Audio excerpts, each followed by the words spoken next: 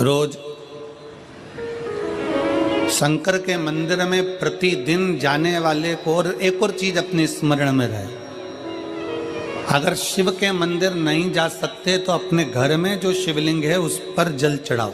और यदि आप अपने शंकर के घर में शिवलिंग पर भी जल नहीं चढ़ा पा रहे हो तो किसी बेलपत्री का वृक्ष हो, उस वृक्ष के नीचे भी जल चढ़ाओ। और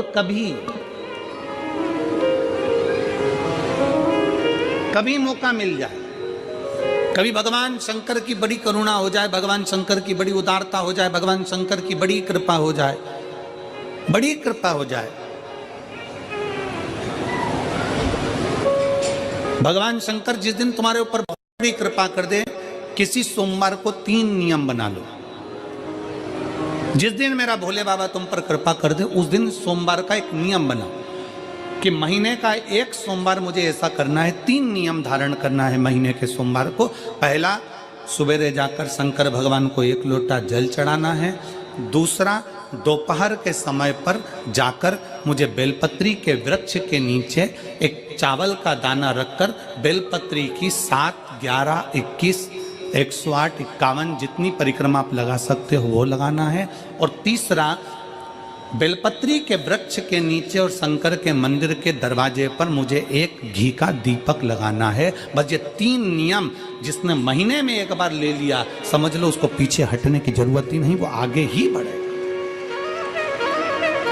महीने के किसी एक सोमवार का ऐसा नियम बना लो कि मुझे 3 नियम धारण करना है महीने के किसी भी एक सोमवार को। हम ये नहीं कहेंगे कि तुम सोमवार 5 पढ़ रहे हैं तो 5 को करो, 4 पढ़ रहे हैं तो 4 को करो, 3 पढ़ रहे हैं तो 3 को करो।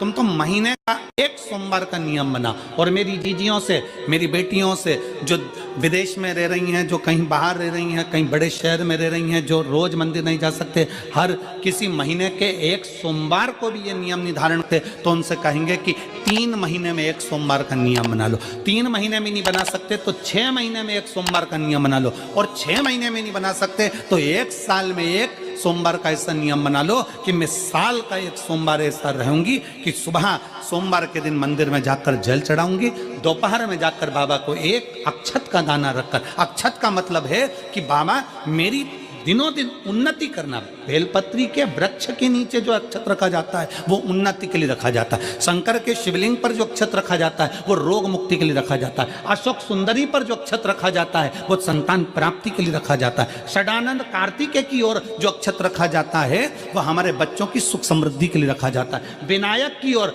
गणेश जी की ओर जो अक्षत रखा जाता है वो हमारे घर में कोई मंगल कार्य आ जाए उसके लिए रखा जाता है। और जो पीठिका होती है जिसपे शिवलिंग रखा होता है, पार्वती जी का हस्तकमल, उस पर अक्षत रखा जाता है तो नारी के अखंड सौभाग्य के लिए रखा जाता है। अक्षत रखने का भी तरीका है। एक चावल का दाना कहाँ रखा जाता है, क्यों रखा जाता है, कैसे रखा। अब कई लोग कहते हैं गुरुजी ये शिव महापुराण में आप ये नियम बताते हो, तरीका बताते हो। हम तो उनसे कहेंगे डॉक्टर के पास जाओगे तो डॉक्टर भी गोली लिखकर ये नहीं कह देगा कि ये सारी गोली एक साथ खा जा। डॉक्टर भी कहेगा ये गोली सुबह खाना है, ये गोली शाम को खाना है, ये गोली दोपहर में खाना, ये गोली भूखे रहकर खाना। बोलो सही है कि गलत है? ये रात्रि को खाना खाने के बाद खा लेना, ये खाना खाने के पहले, ये नाश्ते के पहले। और सुनो, ये दवाई, ये वाली पीछे वाली जो दवाई लो ना इसको दूध से लेना, ये वाली जो दवाई लो ना इसको पानी से लेना। और सुनो, ये डब्बी है इसको पानी में मिलाकर फिर पीना। दवाई लेने का भी तरीका है, उसी तरह शिव महापुराण में एक एक अक्षत का भी तरीका है और एक एक बेलपत्री का भी तरीका है। अब मान लो कई लोग कहते हैं गुरुजी आप ये तरीका बताते हो शिव पुराण के माध्यम से, कई लोगों के मन में संशय जागता है, तो अगर हम एक साथ चावल चढ़ा दे तो उसका क्या तरीका है? तो हमारा निवेदन है डॉक्टर जो दवाई ले एक ही बार में निपटा जाए, एक ही बार में खा ले। दवाई एक बार में पूरी खा गए असर नहीं करेगी, इसमें डॉक्टर का कोई दोष नहीं है। उसने तो बताया था ऐसे लेना, ऐसे लेना। और तुमने, मैं डॉक्टर साहब ने पूछा दवाई पूरी ली, शाम की दवाई भूल गई थी, सवेरे की दवाई भूल गई थी, ये दवाई भूल गई थी। डॉक्टर कहेगा हमने तो नियम बताया था, तुमने नहीं खाई तो असर कहाँ से करेगी? तुम असर कब करती है? जब हम पूजन के तरीके को जान जाएं, जब हम अर्चना के तरीके को जाएं। आप साल भर का एक सोमवार निकाल लो, 6 महीने का एक सोमवार निकाल लो, 3 महीने का एक सोमवार निकाल लो, महीने का एक सोमवार निकाल लो, अपने से दिल में बन जाए तो एक सोमवार ऐसा निकालो जिसके 3 नियम धारण हो। पहला, उसी सोमवार जिसको कर रहे हो उस दिन सुबह जल चढ़ाना। दूसरे, दोपहर के समय पर जाकर बेलपत्री के वृक्ष के नीचे एक चावल का दाना रखना और परिक्रमा बेलपत्र की जितनी तुमसे बन जाए, जितनी तुम्हारे शरीर की कैपेसिटी हो, जितना तुम्हारा शरीर चलते बन जाए। हम तो ये भी नहीं कहते कि तुम भूखे रहकर भगवान का भजन करो, हम कभी नहीं कहते। हम तो यहां तक कहते हैं, हमारे पुष्टि मार्ग में यहां तक कहा गया कि वल्लभ कुल की एकादशी करो, भले बकरी जैसे चरो पर एकादशी करो। हम तो यहाँ तक कहते हैं कि बहुत समय से कल मेरी एकादशी है, एकादशी है, एकादशी है, एकादशी है, पूरे घर को हिलाकर रख दिया, एकादशी है, एकादशी, एकादशी है। बहू टेंशन में, बेटा डिप्रेशन में, पति पपीता ला ला के, सेव फल ला ला के, मूंगफली का दाना ला ला के, काजू कतली ला ला के, सेव फल ला ला के, और सारा सामान, साबूदाना और खिचड़ी और ना चिप्स ना जाने क्या क्या ला ला के, बेचारा पति एकादशी आती है वो नौमी से चिंता में पड़ जाता है।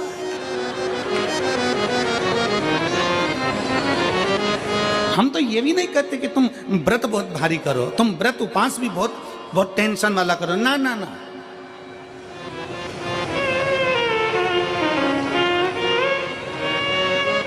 अपने को व्रत उपास भी इतना बहुत भूखे रह रहे हो, बहुत प्यासे रह रहे हो, और मालूम पड़े कि भगवान हमें मिलेगा, भगवान हमें मिलेगा।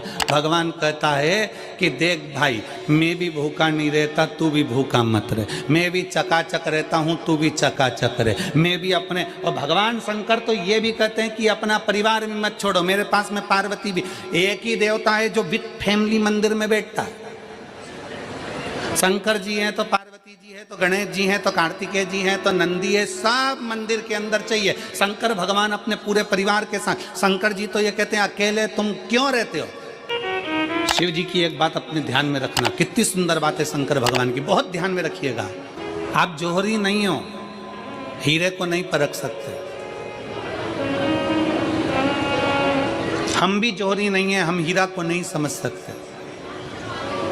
पर भगवान शंकर ने पृथ्वी पर जिसको जन्म दिया उसको जौहरी बनाकर पैदा किया है, उसको जौहरी बनाकर भेजा है कि आप भले हीरा को न समझो चलेगा, पर अपने नजदीक में कोई दुखी है तो उसकी पीड़ा को जरूर समझना। भगवान शंकर कहते हैं उसकी पीड़ा का स्मरण होता है।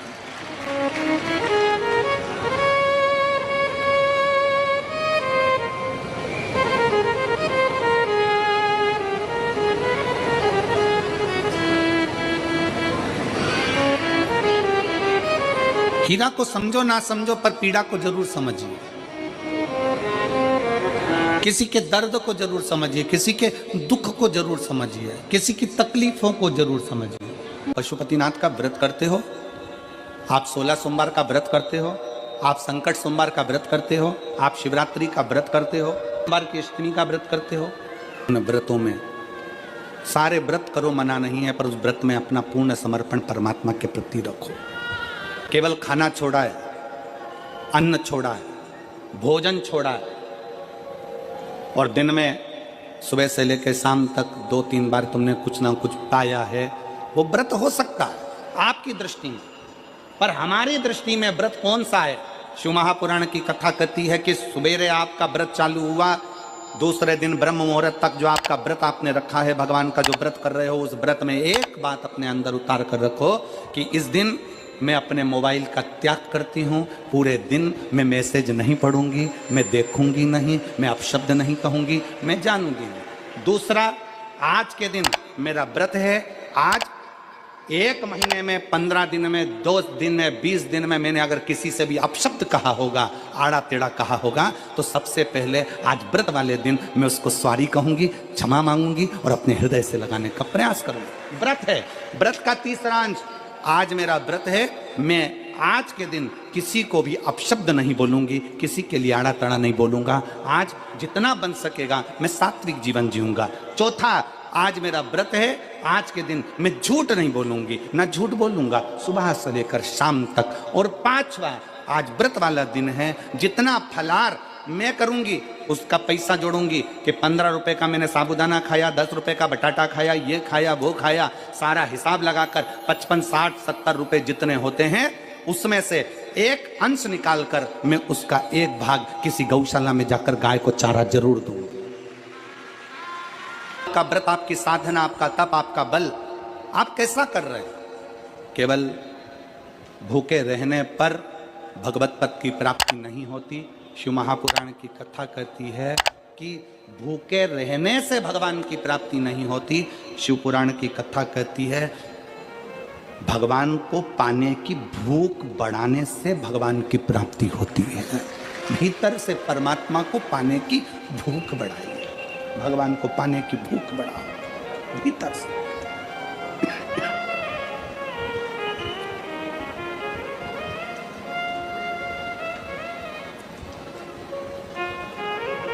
व्रत करो मना नहीं, तप करो मना नहीं, साधना करो मना नहीं, पर उस तप साधना में, व्रत में परमात्मा को पाने की ललकता हो आपके भीतर, भगवान को पाने की ललकता हो आपके भीतर, भगवत पद को पाने की ललकता हो आपके भीतर, तो भगवान। हाँ, पुराण की कथा एक बड़ी सुंदर बात कहती है, व्रत आप करते हो, उपास आप करते हो, नियम आप लेते हो, पूरा किसको करना पड़ता है? तुम्हें नहीं।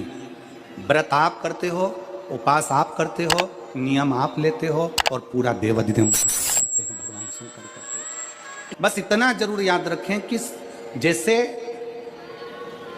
कुछ प्राप्त हो भी गया तो शिव को धन्यवाद देकर शंकर के दरवाजे पर जाते रहना, यह हमारा कर्तव्य है।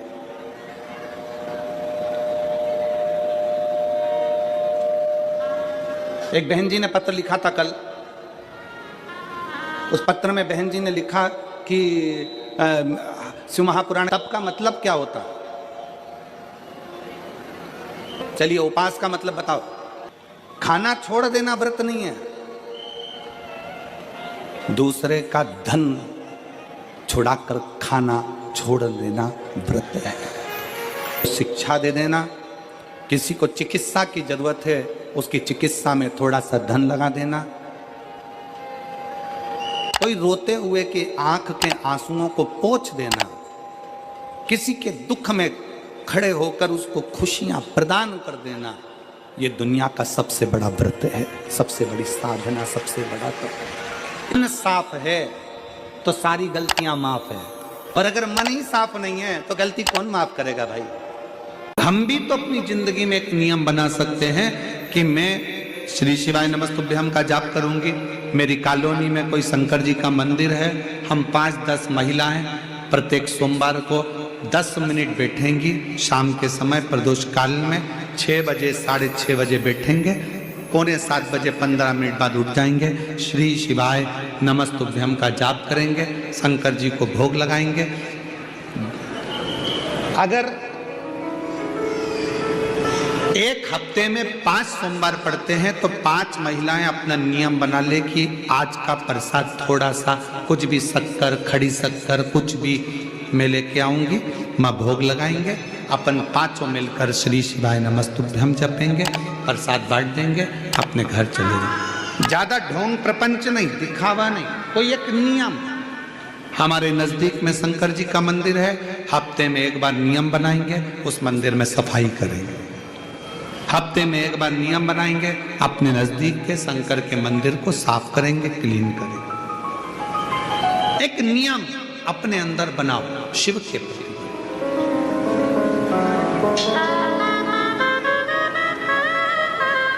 अपने भीतर जब हम नियम बना लेते हैं कि श्री शिवाय नमस्तुभ्यम जपना है, शिव को 1 लोटा जल चढ़ाना है, शंकर की आराधना करना है, तो शिव हमारे लिए भी कोई ना कोई नियम जरूर बनाते हैं और हमारा कल्याण जरूर करते हैं। एक नियम बना, इस कथा को सुना, तुम्हारे पति को फल प्राप्त हो। कलिकाल में संसार में जो शिव महापुराण की कथा को सुनता है, श्रवण करता है, करवाता है, बाँचता है, सुनता है, वो जितने जीव इस कथा को श्रवण करने आते हैं, केवल उनका ही नहीं, उनकी 71 पीढ़ी का कल्याण शिव पुराण की कथा कर। लंबी बाती का प्रमाण अलग होता है। लंबी बाती क्यों लगाई जाती है? भगवान के मंदिर में दीप में, देवियों की पूजन में, लक्ष्मी की वृद्धि के लिए। कौन से देवता के यहाँ लंबी बत्ती लगती है और कौन से देवता के यहाँ गोल बत्ती लगती है, उसका भी प्रमाण वर्णन। किसी देवी की पूजन करो तो लंबी बत्ती आती है, कुल देवता की पूजन करो तो लंबी बत्ती आती है। किसी मंदिर में किसी देवता को लगाने जाओ तो गोल बत्ती लगती है, उसका भी प्रमाण है। लंबी बत्ती जहाँ लगाई है, अगर लक्ष्मी के सामने लगाई है तो लक्ष्मी की लंबाई बढ़ती है, लक्ष्मी की वृद्धि बढ़ती है। अगर कुल देवता के नाम की लगाई है तो वंश की वृद्धि होती है। इसलिए हमारे यहाँ अमावस्या पूनम को जो पाटे वाटे भराते हैं उसमें गोल बत्ती नहीं लंबी लगाई जाती है, जिससे हमारा वंश बढ़े। नवरात्रि में देवी जी की जो बाती लगाई जाती है वो लंबी लगाई जाती है, गोल नहीं। क्यों? क्योंकि जिससे माँ हम पर कृपा बना कर रखे, हमारा वंश खूब बढ़े, हमारे यहाँ लक्ष्मी की वृद्धि हो। स्थिर बाती, गोल बाती लगाई जाती है ब्रह्मा के मंदिर में, इंद्र के मंदिर में, देवता के मंदिर में। तुलसी के सम्मुख में लंबी बाती नहीं लगती, तुलसी के सम्मुख में गोल बाती लगाई जाती है महाराज, जिससे स्थिरता का भाव केंद्रित हो। स्थिर